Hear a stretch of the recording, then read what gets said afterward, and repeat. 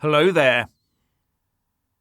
The annual Bilderberg meeting has just ended, this time in Lisbon, Portugal, with the world's wealthy and powerful discussing things like NATO, artificial intelligence and energy transition, behind very closed doors.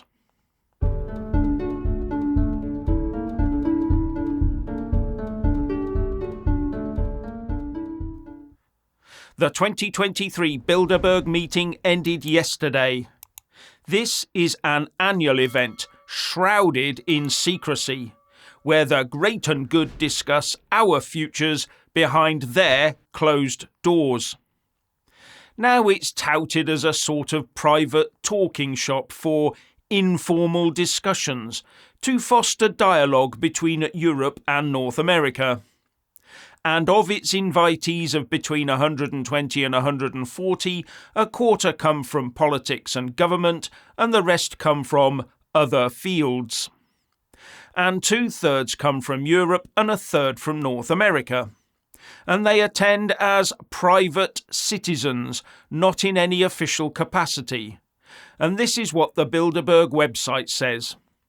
Thanks to the private nature of the meeting, the participants take part as individuals rather than in any official capacity, and hence are not bound by the conventions of their office or by pre-agreed positions. As such, they can take time to listen, reflect, and gather insights. There is no detailed agenda, no resolutions are proposed, no votes are taken, and no policy statements are issued. So the rich and powerful get together for a cup of tea and a sarnie with some light chat, do they? The world's collapsing around the ears of the rest of us, while they get together for a murky meeting that we have no oversight of. Looking at the state of play for the world's population right now, and where people like these are driving us, it doesn't look to me like these meetings are doing anything but causing the rest of us more problems. The politicians that attend these do's should stick to the day job, and if they want to meet movers and shakers, have it all properly minuted. So what are these people talking about? Well, they list the following subjects, and they list them in alphabetical order, so we have no clue as to which one they're really focusing on. Artificial intelligence, probably working out how to use it to impose more control on the hapless world population. The banking system, how the rich can milk more from it with even more complex financial instruments before possibly crashing it to make way for central bank digital currencies. China, how to make sure no one ever finds out what really happened. Energy transition. Yes, transitioning from having cheap and readily available energy towards having zero energy for the rest of us. Europe. I bet that means making it into a country. Fiscal challenges. We've got enough of those already, mostly caused by the types that attend these meetings, and we don't need any more. And then we've got India, industrial policy and trade, NATO, Russia, transnational threats, Ukraine, and finally US leadership. I take that to mean, how do we keep Trump out of the White House? So who goes to these things? Well, from the UK we have the following 12 invitees for 2023. Jeremy Fleming, former director GCHQ. Demis Hassabis, CEO of DeepMind. Shashank Joshi, defence editor of The Economist. David Lammy, Shadow Secretary of State for Foreign Affairs. Bernard Looney, CEO of BP. Zanny Minton-Beddoes, Editor-in-Chief of The Economist. Dambisa Moyo, Global Economist, Member of the House of Lords. Gideon Rachman, Chief Foreign Affairs Commentator of the Financial Times. John Sawyers, Executive Chair of Newbridge Advisory.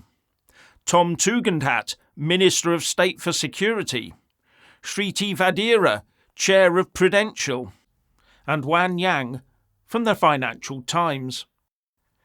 And from elsewhere around the world, we have the Prime Minister of the Netherlands, Mark Rutte, as well as his Deputy PM, the PM of Finland, Sanna Marin, the PM of Denmark, Mette Frederiksen, the Canadian Deputy PM, Chrystia Freeland, the President of Goldman Sachs, John Waldron, former Google boss, Eric Schmidt, and the head of NATO, Jens Stoltenberg. Lots of very influential people, all together in one place, fiddling while Rome burns maybe, or arranging their deck chairs in the lifeboats. And remember, this isn't a quick afternoon's meeting. No, this is a 4-day affair, cloaked in the utmost secrecy. And they've been running these since 1954. And who pays? Well, here's the official screed. The expenses of maintaining the small secretariat of Bilderberg meetings are covered wholly by private subscription. The hospitality costs of the annual meeting are the responsibility of the steering committee members of the host country. And participation is by invitation only, and there is no attendance fee. Participants take care of their own travel and accommodation costs. And one assumes for UK attendees, as they're attending on a private-only basis, then they can't claim that on expenses. Can they? So there's a steering committee that runs the show under the umbrella of the Foundation Bilderberg meetings. And there's a list of the current steering committee members on their website. But I wonder who gets to select the members of that steering committee. Now, attendance is strictly by invite only, and no journalists are allowed to attend to report on it, and those that are invited to attend will never report on it. I'll leave you to make up your own minds on this. And finally, I'll leave you with some very wise words from Joe Biden. Just listen to this and see what you make of it. And there's a lot of other, for example, the idea that we're, in terms of taxes, that they refuse to, for example, I was able to balance the budget and pass everything from the global warming bill. Anyway, I was able to cut by $1.7 billion in the first 2 years the deficit that we were accumulating.